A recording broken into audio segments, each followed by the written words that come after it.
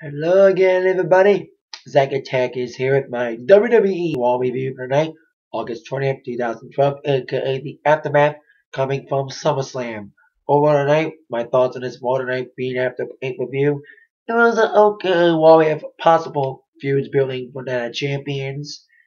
A wrestler I like that doesn't get too much airtime was on tonight, even though he got squashed.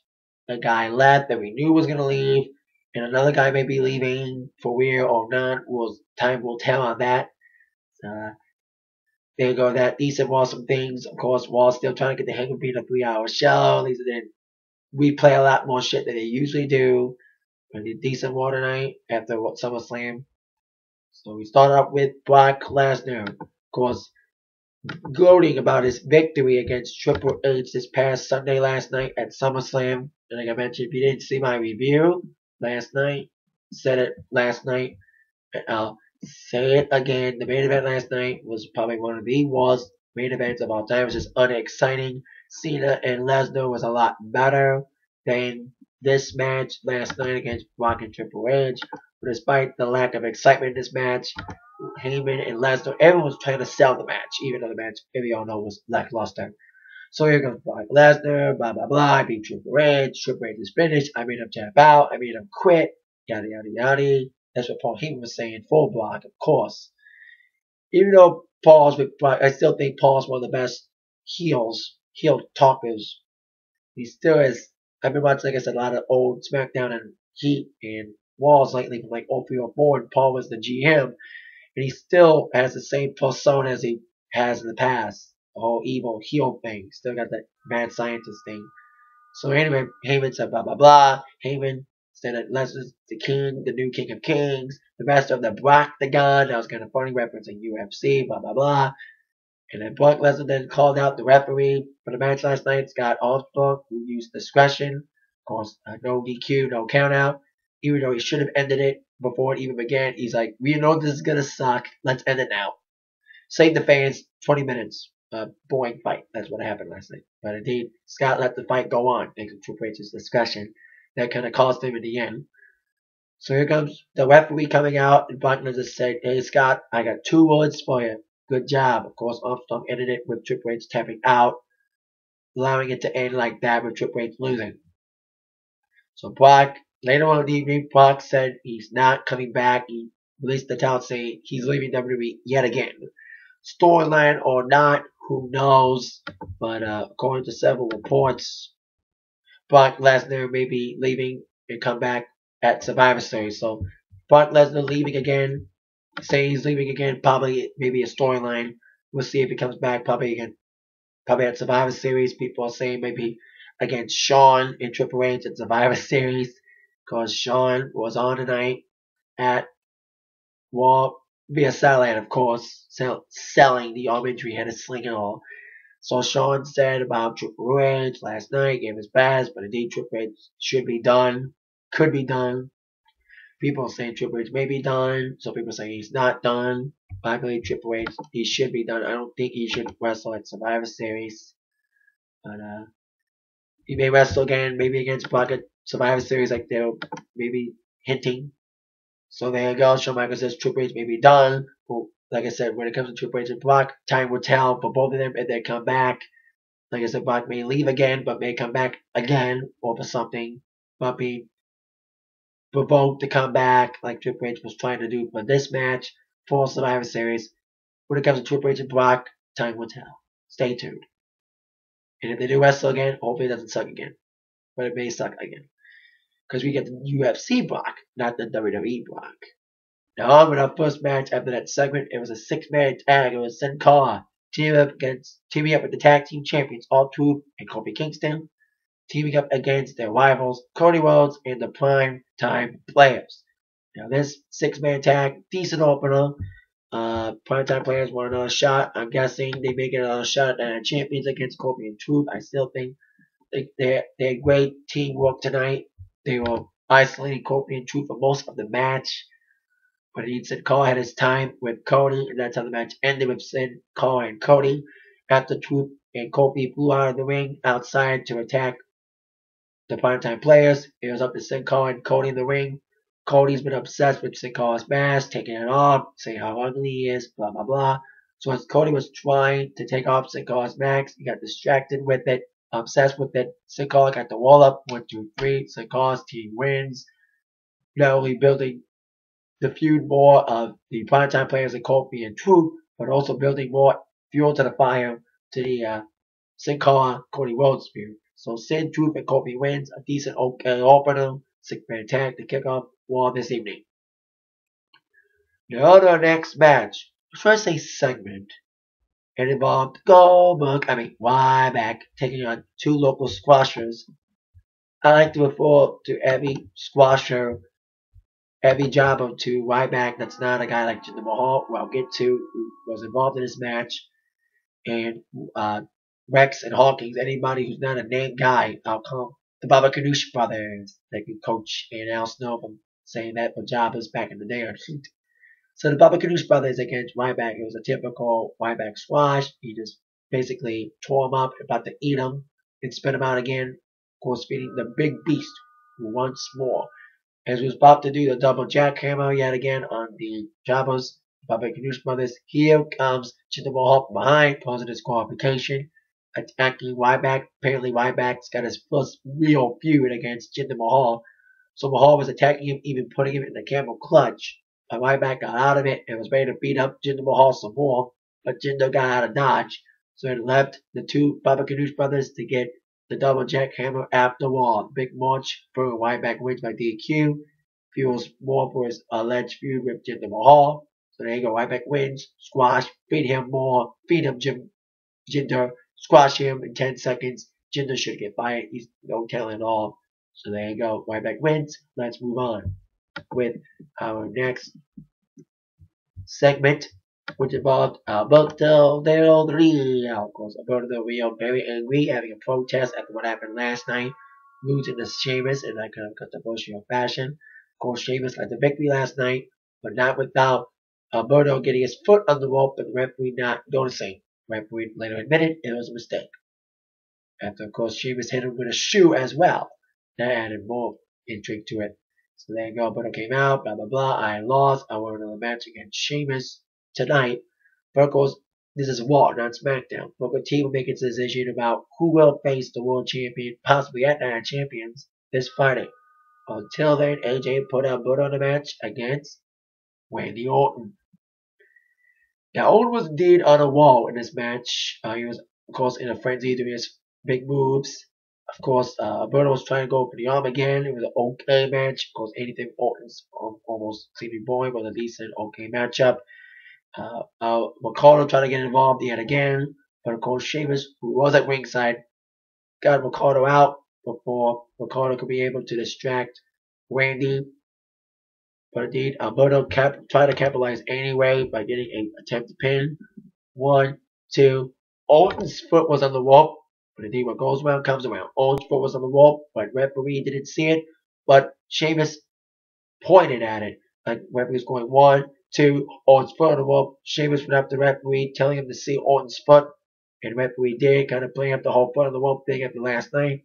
Alberto was mad that Sheamus told the referee, but indeed, Alberto ate it in the end, got an RKO, 1, 2, 3. Randy Orton wins. Thanks to a little help from Sheamus, telling the referee that Orton's foot was indeed on the rope. Of course, adding more fuel to the fire for possible Sheamus Alberto rematch. Like I mentioned on the attack line, the ending last night was purposed. The vulnerable thing was purposed to make Alberto win a rematch, which is probably going to happen at the Champions. It'll probably be announced by Booker officially on Friday. So there you go. Randy Orton wins, beats Alberto, thanks to Sheamus. Let's move on with that. Now, as I mentioned, we also had, after that, that's when the Shawn Michaels segment came on. Of course, Shawn talking about Triple H. But that was after the next match, which was a match, speaking of Triple H and Brock Lesnar, a match that was supposed to be last minute addition to SummerSlam, but was removed due to the time constraints because they wanted Triple H to say his proper goodbye after losing to Brock Lesnar. It was another feud that kind of building for weeks on Raw. Borders Clan against Damien Sandow. Now, Borders was indeed on a wall. Most of the match, he mostly got the advantage in this match. Damien tried his best, but indeed, it seemed like Borders was going to win. He was splashing and doing his big moves, his jiggly butt move, big splash. He was going for his big finishing splash, but Damien ducked and got a roll up in the tights. 1, 2, 3. Damien Sandow defeats Borders Clay in a okay matchup. So there you go. Damien Sandow, the Martyr, wins. Of course, you're welcome, he would say, for defeating Borders. He wants everything to be white and wholesome again in WWE. He's kind of like the modern day white descent, so I called him that. But more ethical, not like maniacal like the white descent people. So there you go. Damien Sandow wins. Let's move on with, like I said, after that was a Shawn Michaels segment about Triple H. So then our next match was David Otunga returning. David Otunga's been out filming a movie. And David Otunga was talking with AJ about trying to offer his lawyer services. He inadvertently called her crazy. Of course, AJ doesn't like people who call her crazy, inadvertently or not. So AJ put Otunga in a match against an opponent of her choosing. It was indeed the Big Show, angry after getting, like I said, Alberto got cheated out of his match. Big Show kind of did too, of course, getting involved with a double team of Cena and Punk against him. Of course, Cena and Punk putting him in a submission, making him tap out to both of their submission moves. And of course, Cena getting the FU on Big Show, but of course, Punk got Cena out to pin Big Show, stealing the win. So Big Show was indeed in an angry mood tonight.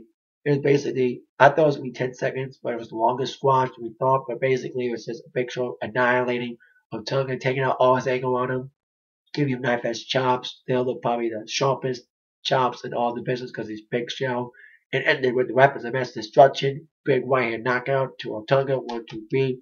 Big Show wins. He's angry. He wants a one-on-one match, but he probably won't. We'll see what happens with Big Show from here. Because he probably won't get another shot. One-on-one or not against the champ. Soon we'll get to the champ. Punk a little later on. After these next couple matches. Which, like I said, next match. Strange bedfellows. We had odd pairings and tag team partners. We had the Intercontinental Champion Miz, fresh off his win against Mysterio, teaming up against Daniel Bryan, his former NXT rookie, taking on Kane and his former rival. Yes. Woo woo woo. You know, it's Zack Ryder. Hate to see Ryder on wall, even though he got squashed in the end. Anyway. Kane wanted Bryan early, but Bryan tagged in Miz. So Miz and Kane started out. And of course, Kane slapping Ryder. Ryder get the tag. Most of Ryder beat down for most of the match. Ryder did his best, but of course got isolated in the corner by Miz and Bryan. Of course, Ryder got annihilated most of the match. Ryder tagged in Kane after 10 minutes to get his butt whipped by Miz and Bryan. Kane wanted his hands on Daniel Bryan. He did for a little bit, but Bryan went out of the ring yet again, trying to run away from Kane, causing a no contest. Once again, like last night when Bryan became by a roll-up, Kane went insane yet again after Bryan went out of the ring. And Kane took out his frustration on anyone and everyone. Beating the crap out of Ryder, and then beating the crap out of the timekeeper. So, like I said, tag match ended up in no contest. Glad to see Ryder on wall, but upset that he got squashed by Kane yet again. So there you go. On with our main event match, which was, of course, the rematch. But before we get to that rematch, before we get to that main event, a co-main event, which was a number one contenders battle royal for the Divas Championship. It was Natalya, Alicia Fox, Eve, Caitlyn, basically almost every diva on the roster besides Kelly and Beth Phoenix. So we have every diva on the roster. And it ended up being Eve and Caitlyn in the end, despite Eve defeating Caitlyn this past Friday on SmackDown to be Booker T's assistant. Caitlyn tossed Eve over the top, not the middle rope, but it doesn't matter. Being thrown over the rope, doesn't matter if it's top or middle rope. You win. Caitlyn won the match. That means Caitlyn will be facing off against, facing off against Layla for a future title match. I'm guessing Night of Champions. So there you go, Caitlyn wins, possibly facing Layla, Night of Champions. We'll see if that match will get official next couple of weeks. But who cares? D-Division shit. Typical Divas Battle Royal match, kind of sloppy. It was indeed sloppy. All Divas matches are sloppy. Glad there wasn't one last night. And all I did was dance to that stupid Kevin Rudolph performance. And then Caitlyn wins. She'll probably lose at Night of Champions or whenever she faces Layla. Let's move on to our main event, which was indeed a match that did take place at SummerSlam, a rematch between Dolph Ziggler and Chris Jericho. We all know Jericho's leaving the company after the night. And I was very surprised by his win last night. At least it gave Jericho a win before he would leave tonight. So Jericho won last night, had a great match against Ziggler. Ziggler won a rematch. I predicted it on the review that Ziggler will probably get a rematch tonight, and he did. With a little bit of stakes up for grabs. Of course, with like I said, Jericho's leaving tonight, so they put Jericho's contract on the line against Ziggler's contract for Money in the Bank. If Jericho would have won, he would get the Money in the Bank contract. Even though it's not as exciting as the SummerSlam match, still a great match. Even though we know Jericho was going to lose, Jericho was, of course, trying to show everybody he still got the skills to pay the bills, which he still does, despite this lame comeback he had, which I'll get to after this match ending. Jericho was, of course, trying to get the win, but of course, we all knew in the end, Ziggler was going to nail that zigzag. 1, 2, 3. Ziggler wins. Jericho leaves. Now, in my mind, Jericho's comeback this time around was not my favorite, because he was only back for 8 months. You know, when he left in 05 after wrestling for numerous years without stopping to take a break, he left in 05, he came back in 07, and he came back then, and he left in 2010, and he had 3 years in the company, and he had 3 years, and he got 2 title reigns out of it. He only came back for 8 months and did nothing much besides get 1 victory over Ziggler last night. So, it was kind of a lame comeback, especially the way it started with the trolling thing. Even though this comeback was not my favorite of Jericho's, his matches against Punk and Ziggler were very good, despite, like I said, focusing more on Fozzy. That's the point with Jericho now. Jericho's like The Rock. He doesn't care about wrestling as much as he did. You know, Jericho lived and breathed wrestling. But when he took time out to do other things that The Rock did, doing these movies and music, in Jericho's case, he got obsessed with it more than wrestling. So that's what happened with Jericho, being more of a part-timer. I still love him, even though I don't think he'll ever come back. But if Jericho does come back, he'll probably do something like this again, probably like an 8-month stand like he did this time. So, like I said, Jericho's out. See what happens if he comes back again. But until then, Ziggler wins. He retains Money in the Bank. Of course, getting a huge win tonight, getting a big build. Of course, Ziggler will be a future champion one day. He's getting a big build, getting big wins over people like Jericho, despite the crowd reaction. Now on with our last segment, which involved CM Punk. Of course, Punk defeated Big Show and John Cena last night, and Punk wants respect yet again, so he asked AJ to respectfully let him pick his opponent for possibly Night of Champions, who he would pick John Cena. But he said he would only pick Cena on one condition. He would come out later on. Like I said, the last segment was Punk coming out, but to tell Cena the condition he would have to do to say yes, Punk would choose him to be the challenger at Night of Champions. He confronted Jerry Lawler, talked about not being the main event. It's kind of stupid. I do agree with Punk on that. It's stupid. Punk's the WWE champion, but he's not been the main event lately. He's been like the co-main event, 5th match, the last match, not the last match. So I do agree with Punk about his treatment as champion, not being the main event, especially with Cena getting most of the attention. That's what this heel thing of Punk is built upon. Attention, respect, not wanting anyone like Cena to steal the spotlight. Of course, that's when Cena came out, confronted Punk about the fans liking him, about CF Green, shirts and hats for Cena. Cena's like, no matter what happens with me, champion or not, people like me thick and thin. So he's like, the condition that I mentioned, Punk said, Cena, the only way he can be the challenger for my title on one condition, call me the best in the world. Cena denied it because of reputation, blah, blah, blah. He said, Punk, if you're going to let your ego get in the way of a possible match between me and Night of Champions in my hometown of Boston, knowing that you've already beaten me in your hometown, let it be. Choose anybody else. You don't want to choose me because I won't say you're the best in the world? By all means. So, but probably Punk will probably choose Cena, but we'll see what happens with that when it happens. But with Cena out of the picture, Punk focused again on Jerry Lawler, wanting an apology for Jerry. Of course, Jerry's comment about CM Punk turning his back on the fans at Raw 1000, which he never did, blah, blah, blah. But if Jerry thought he'd turn his back then, he probably turn his back now. Of course, Punk did get cheered still, but probably didn't get cheered as much when he kicked Jerry Lawler in the head following Jerry's attempt at an apology. So that's how we end. I hope Punk doesn't choose Jerry. Please don't let him choose Jerry as his opponent. I know Jerry wrestled the Miz, but I don't think Jerry deserves another title shot against anybody. He just stays at the announce table, like Cole would say, not getting involved in business. But we'll see if Jerry will retaliate against Punk or not next week, and if Punk will let Cena be his opponent by a condition, whatever. Probably they will wrestle Night Champions, but we'll see how the build-up goes towards that match. Sheamus and Alberto, possibly a tag team match between Primetime and Kofi and Troop, and of course possibly Caitlyn and Layla Divas title.